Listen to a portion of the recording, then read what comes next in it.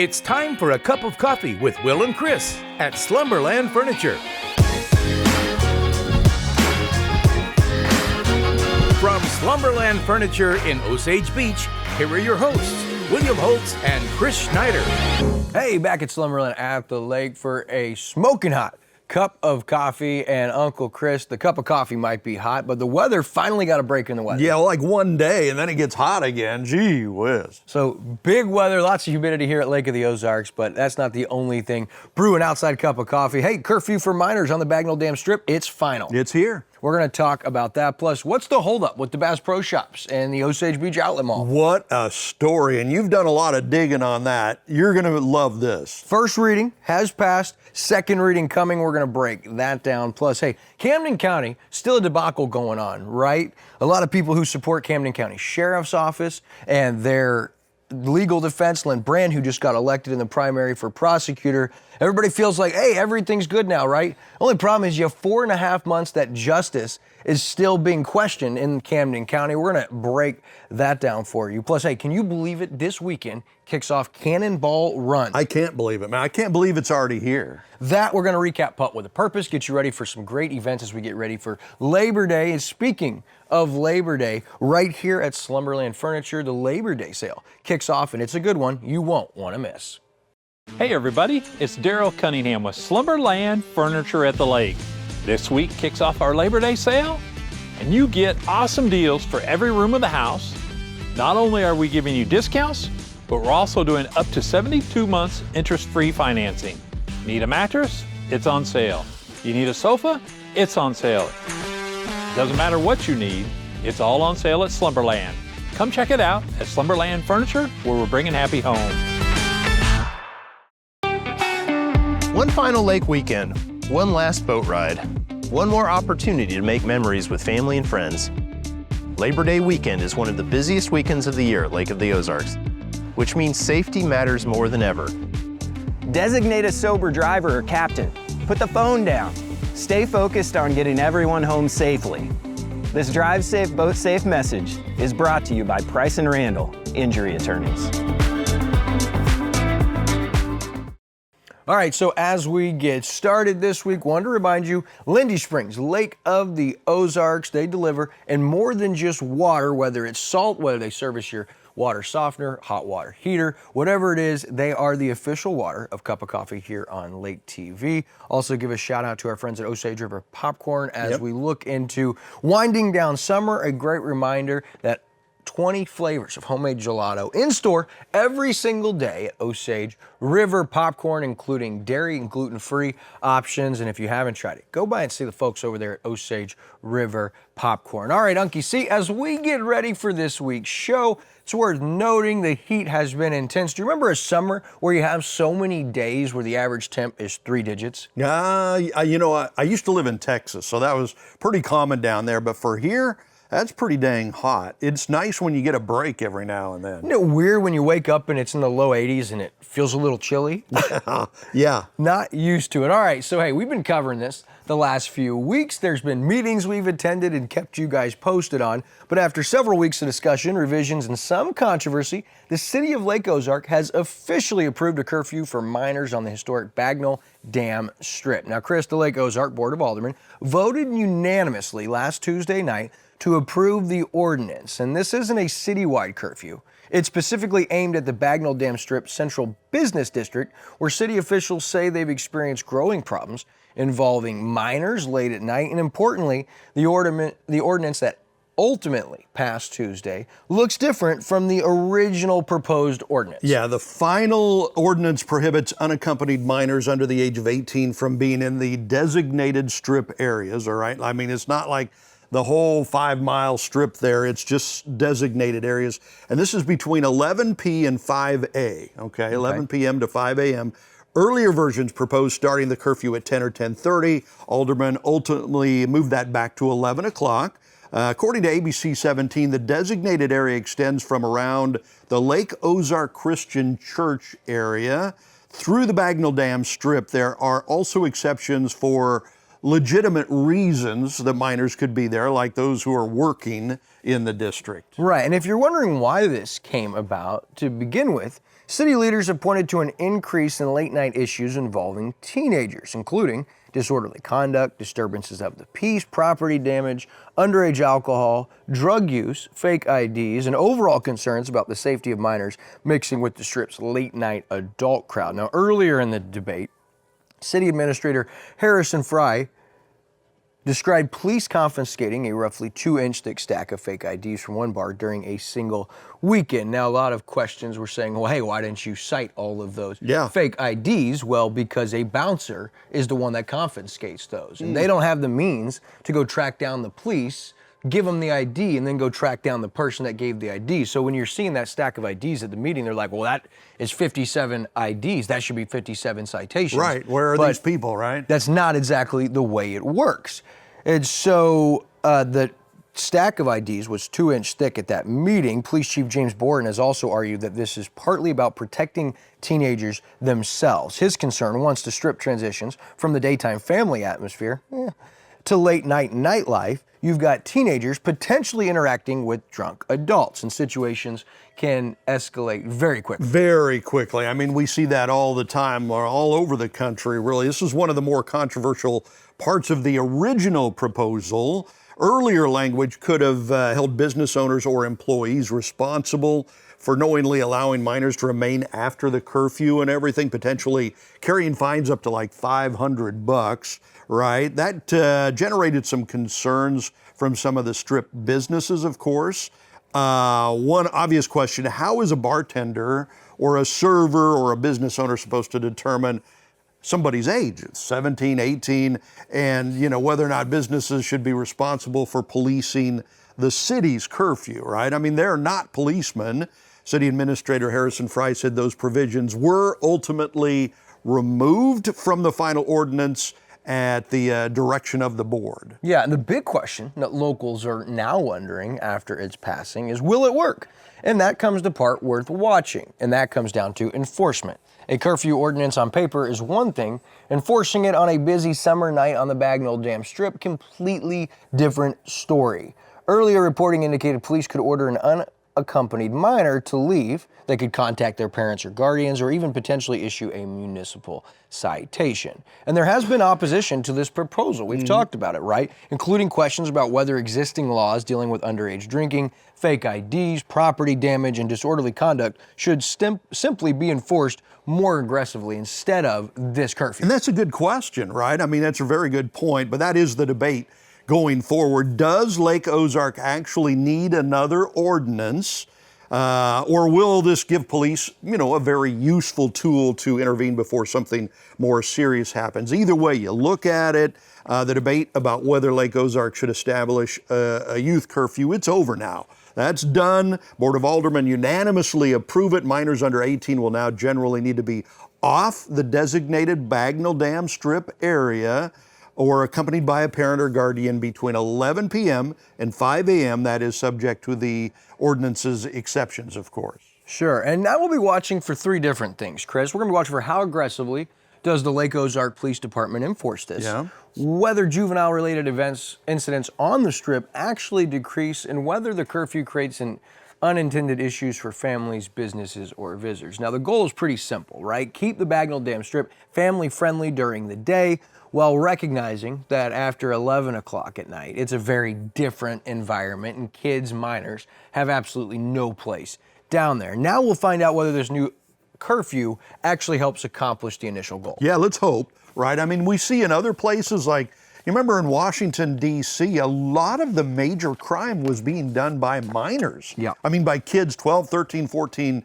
years old, because, if they're being run by older people, they can't be thrown in prison because they're underage minors, so they use them in those ways, and I'm not saying that's what's happening here, but that's a possibility. Sure, and that's just one of many. Now, our next local headline, Chris, it is a biggie. Yeah. For years, we've been talking about the future of the old outlet mall in Osage Beach. Yeah. But after a special meeting Monday night and conversations I had afterwards with both Mayor Richard Ross and lead developer Chris Foster, I think we may finally be reaching the point where the conversation changes from negotiating this massive redevelopment to actually building it. The Osage Beach Board of Aldermen approved the first reading of the redevelopment agreement Monday night by a 5-1 vote, with Alderman Kevin Rucker casting the lone no vote. Now the second reading and potentially final reading is this Thursday night, August 20th at 5:30, part of the regular Board of Aldermen meeting.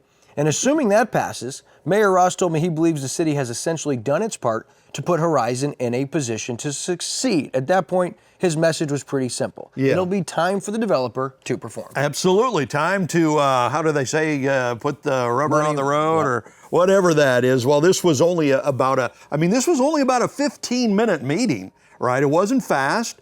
It was Monday night. Obviously a lot packed into this agreement. One of the concerns raised by Alderman Rucker involved the hotel tax incentive, and this is a big deal. This is a lot of money. He wasn't happy about Horizon receiving what's been described as 100% rebate of the city's 1% hotel sales tax for 30 years, right? Looks pretty important. 30 years, that's especially interesting because there had been comparisons made between this agreement and the incentive package for the Oasis development, right? The theme park going on over there. At first glance, it appears Horizon was receiving a substantially larger hotel tax incentive for a longer period. But after Monday night's meeting, you talked with the lead developer, Chris Foster. He gave you different explanations of how those agreements actually work, right? Yeah, he did. And it's important to clarify that rather than present an apples to apples comparison that may not actually be apples to apples. So according to Foster, Oasis receives approximately 1% in total through portions coming from 3 different funds or tax sources. Horizon, meanwhile, receives the full 1% from 1 tax source. Foster's position is that the overall percentage is effectively comparable. It's the source and structure of the money that's different. He also told me that structure came under the advice of former Osage Beach legal counsel. Okay. Rucker's concern Monday night is obviously worth noting, but before we tell you one project received twice the incentive of another, we're going to continue looking at exactly how those 2 agreements are structured. Yeah, and so, I mean, there's a whole lot of moving parts with all of this. The hotel tax is only one piece of a much bigger incentive package. I mean, this is a big deal, right? We're talking an outlet mall redevelopment estimated at roughly $650 million. So this is big stuff. Approximately $149 million potentially available in eligible reimbursements. $149 million. Foster says approximately $110 million of that comes through the TIF, right? Which is a whole nother deal, where Horizon can ultimately seek reimbursement for eligible projects, expenses that are properly documented with receipts. And then there's roughly another $39 million that is associated with the entertainment district and revenues generated through general sales. So you got a whole lot of different pots going on here, but there's a really important distinction here for taxpayers. All right, Horizon does not get $149 million check when the agreement passes. It's not how this works, apparently. The developer first has to spend money, produce eligible expenses, and perhaps most importantly, actually build, right, substantial portion of this development. So it looks like this is put together fairly well. Yeah, Mayor Ross said part of this incentive for the developer to get going is they have to have 750,000 square foot of developed retail space before they're eligible to apply for reimbursements. Well, Foster admitted to me that is not exactly accurate, that one of those requirements is pretty tough. Under the agreement, that 750,000 square foot of retail development space seems to be a miscommunication between the city and the developer as we head into Thursday night's second reading. They've got to be building before they get money back. That part Foster agrees with. He talked about eventually reaching approximately 1 million square foot of development, and 75% of that has to be completed in order for him to be eligible for 100% of the reimbursement. Super confusing, but what I heard from the city was they have to have 750,000 square foot built before they're eligible for any. That's not quite accurate. So when you hear the $149 million public incentive number, seems like they're just handing them $150 million, and it is a big number. But I want to talk about the overall project. $650 million, only $150 million are they eligible meaning that's $500 million left to the developer and his own investors and his own team to come up with. They have to put significant capital into this development and meet substantial performance requirements before those eligible expenses can start coming back or before they're eligible for all of them. Yeah, absolutely. And you would hope there are these good things in place, that makes everything work well. Of course, there's the name that gets most of the attention when it comes to the Outlet Mall project, and that, of course, would be Bass Pro Shops, right? Everybody wonders what's going on. There's an important distinction that we all need to remember and understand, because there are actually two different timetables that are involved here. All right, two different timetables. The city's agreement with Horizon provides a broader timetable extending to 2029, okay?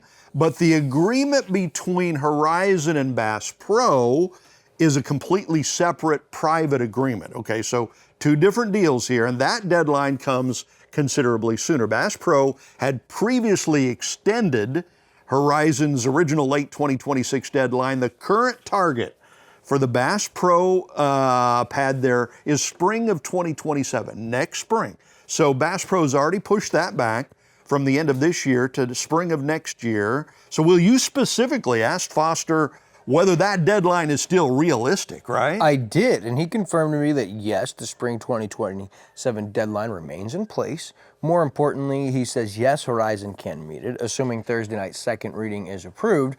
And that's one of the biggest things I'll be watching for after Thursday, because when you hear the city agreement allows until 2029, don't confuse that with Horizon having until 2029 to satisfy the Bass Pro team. They don't.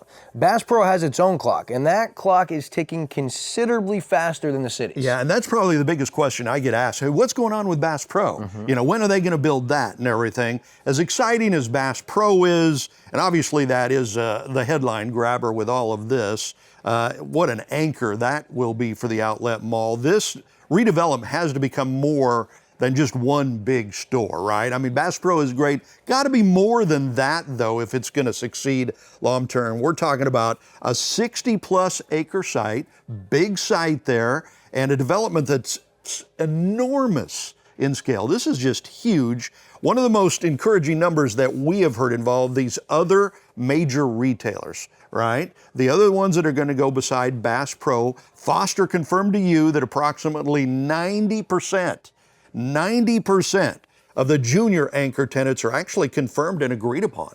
Boy, if that is true, that is pretty amazing right there. Mayor Ross also specifically highlighted that number. So it seems to be true and real, because the city's concern isn't simply getting Bass Pro built, of course. They want to know that everything surrounding Bass Pro can become a substantial and committed success too, so that this whole thing works. Yeah, I think that's one of the most important takeaways from my conversation with City of Osage Beach Mayor Ross. Bass Pro is huge. It's the recognizable national brand. It's the anchor, no doubt about it. And understandably, it's what everybody wants to talk about. But Ross basically said, look at the size and complexity of this entire project. Yeah. You don't want to go through all this work and all those incentives to ultimately have a successful Bass Pro surrounded by struggling or empty commercial space.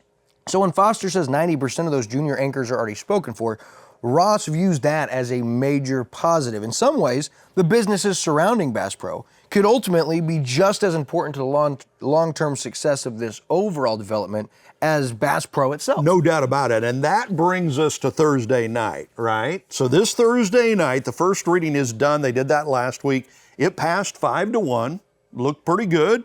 No amendment was offered Monday night. It just kind of cruised through. Remember, we said it was only 15 minutes. Despite Rucker's concern, he was the only no vote there. Now Bill 2691 returns for its second reading Thursday night, regularly scheduled Osage Beach Board of Aldermen meeting, and there does seem to be some growing frustration in the community, right? Not necessarily with the aldermen, hopefully that's cool, but in the community over just how long this process is taking, right? So the question Thursday becomes, does this simply pass on another 5-1 vote? Does Rucker remain the lone no vote? That'll be interesting to see. Does somebody attempt an amendment? That might slow things down, or does somebody else come up at the 11th hour? Because after years of negotiation and all of us wondering what's going on and all the delays, everybody involved appears to understand that the people around Osage Beach are ready to see something actually happen now. I mean, let's see it. Right, and assuming Thursday goes as expected, Foster tells me his team will immediately begin working with the special districts associated with the development while shifting their attention toward getting construction started in the near future. And I'll tease something else here. Foster told me they're excited about what's coming next, and Horizon is planning a special event they're going to do with us at Lake TV as this project begins moving into the next phase. So you'll definitely want to stay tuned for that. But I think Thursday potentially represents a major dividing line in this story. For years, we've judged the outlet mall redevelopment by renderings, announcements, negotiations, incentive packages, agreements. If the second reading passes, Mayor Ross's message is that Osage Beach has clearly put Horizon in a position to succeed. And Foster's message, they're ready. So now we start judging this project completely different once we start seeing something happen. Absolutely, because it's kind of getting to the rubber in the road place. It's probably the biggest change of all. Instead of asking where, when are they going to reach an agreement and when are we going to start seeing some progress and all this stuff, special districts financing construction activity, that spring 2027 Bass Pro deadline, and eventually whether Horizon delivers the hundreds of thousands of square feet in development, this has been talked about for a long time. I mean, we're talking years and years and years now. Thursday could finally be the day they jump over the biggest hurdle. Sure. All right. So I don't know if we're going to have time to get through much more, but we have to fit this one in. So, Chris, the Republican primary for Camden County prosecuting attorney is over. Lynn Brand defeated incumbent Rochelle Grosvenor, and barring something unexpected in November, Brand is expected to become Camden County's next prosecutor in January. But there's a pretty significant problem with simply turning the page and waiting for this new administration. It's only August. Rochelle Grosvenor remains the duly elected prosecuting attorney for more than 4 more months. Chris Edgar remains the sheriff. Crime isn't going to stop until January. Investigations aren't going to stop. Victims aren't going to stop needing justice. And after everything we've learned about the breakdown between these two offices, I think there's now a very simple question Camden County deserves an answer to. Can these two offices actually work together for the remainder of Grosvenor's term? That's the million-dollar question right there. Obviously, it's become a very ugly, a very public dispute involving the sheriff, Chris Edgar, prosecutor Rochelle Grosvenor, and Sheriff Sergeant Bryce Easley is the guy's name. Grosvenor office raised serious concern about Easley's conduct and credibility, and eventually took the position that it would not prosecute cases where Easley was a necessary witness. That's a huge step that they decided to take there. Edgar, meanwhile, strongly defended Easley, accused Grosvenor of engaging in what he called a smear campaign, some fighting words there, and that there was a personal vendetta against his deputy. And there is important context on Easley's side. One of the most controversial use of force incidents involving him was investigated by the Missouri State Highway Patrol and reviewed by an outside prosecutor in Miller County, who ultimately declined to criminally charge Easley. So it's pretty important that we're clear about that, but that's unfortunately not where the story ends. Yeah, not even close, actually, Chris, because investigative journalist John Lang has spent considerable time digging into this dispute, including reviewing documents, body cam footage, and sworn deposition testimony. And arguably the biggest revelation, Chris, from the investigation isn't even about whether Bryce Easley should or shouldn't have been criminally charged.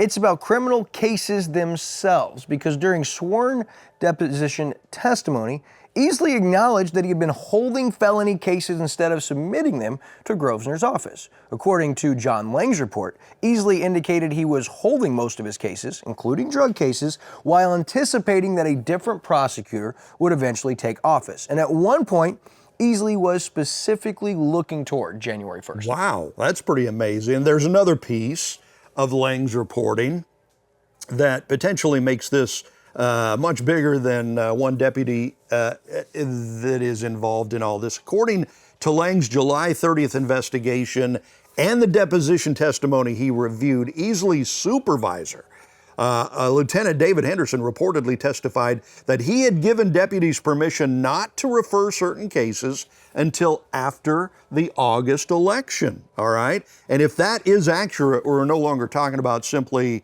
Bryce Easley deciding that, you know, hey, I'm going to hold on to my cases here. We're talking about a testimony suggesting that there was permission coming from a supervisor for deputies to delay referring cases until after an election. And that election is over. That's in the rearview mirror now. That's happened. Yeah, exactly. August 4th came and went. Lynn Brand won, Rochelle Grosvenor lost. So my biggest question now becomes, what happened to those cases? Have they been submitted? Are they being submitted right now? How many cases were actually sat on? How long had some of them been sat on? And perhaps most importantly, are any of those cases still being held until Lynn Brand takes office in January? Because those aren't political questions anymore, Chris. These are questions about whether Camden County's criminal justice system is actually functioning today. Yeah, and that's a big question, right? That's where this really needs to move beyond the personalities involved. Very easy to make this Edgar versus Grosvenor, Grosvenor versus Easley. People can, you know, pick whatever side they want. But you're the victim of domestic violence, or, you know, property is stolen, or worse, you know, there's major crimes out there that the justice system has to get out there and do its job. Yeah, you expect the sheriff's office to investigate the crime, and if probable cause exists, you expect that case to reach the prosecuting attorney's office so the justice system can do its job. So I reached out directly to Sheriff Chris Edgar. Yeah. I emailed him and gave him an opportunity to address some of these questions, like, are you sitting on cases? Did you guys advise deputies not to submit cases? And I also asked approximately how many Easley related cases, if any, are waiting submission, and what safeguards are in place to make sure victims aren't negatively affected by what's happening between these two offices. Yeah, and you also asked what might be probably the most basic question: are Edgar and Grosvenor willing to work together for these remaining months? I mean, there's a whole lot of months in there that we've got to still have a justice system that works. Yeah, you're not kidding, Chris. And for a feud between these two offices, here's where we stand tonight.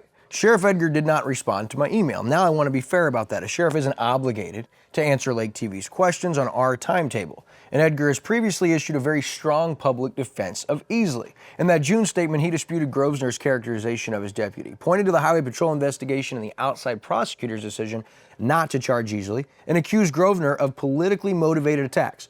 So Sheriff Edgar's position on the broader Easley controversy is certainly already on the record. But what that previous statement doesn't answer are the questions we're asking today. What is happening with these felony cases right now? Yeah, and you're not the only journalist that's tried to, you know, dig into this. Again, this journalist Long has tried to get interviews with the sheriff, hadn't been able to get that. He did get one with Grosvenor.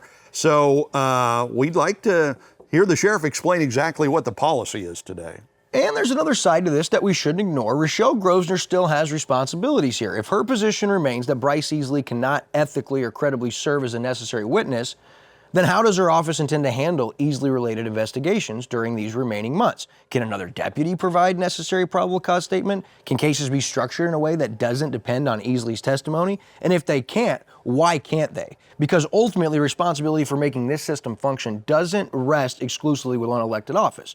Both offices have a job to do now through December 31st. Yeah, and we're going to have to keep an eye on this and keep letting you know what's going on over the next few months. Yeah, and there's really where I land on this. You can believe Sheriff Edgar was right. You can believe Prosecutor Grosvenor was right. You can believe Bryce Easley was treated unfairly. Or you can look at the body cam footage and sworn testimony and come to an entirely different conclusion. But that's not even the most important question anymore, Chris. Again, the election is over. For the next 4+ months, Chris Edgar is Camden County Sheriff and Rochelle Grosvenor is Camden County's prosecuting attorney. And the citizens who elected them should expect both offices to find a way to administer justice until the day Grosvenor leaves office. So Sheriff Edgar, the invitation remains open. We'd still like answer to those questions. And until we get them, there's one question we're going to continue asking. The election they were waiting on is over. Where are those cases now? Yeah. I think that's a question a lot of people here will be asking, and that's all the time, believe it or not, we're going to have for you. Boy, we Lake flew TV. through this week's show. We sure did. Don't miss Barry Loveorn and Michelle Bradley from Operation Christmas Child on Lake TV's Community Spotlight. Also, The LOZ feature doc series debuted Friday. You can watch it now. Episode 2 coming this Friday, and then on the 28th, August 28th, high school football kicks off. It's coming. Right here on Lake TV. All right, well, that's going to do it for this week's Cup of Coffee from Slumberland at the Lake. We'll see you next week.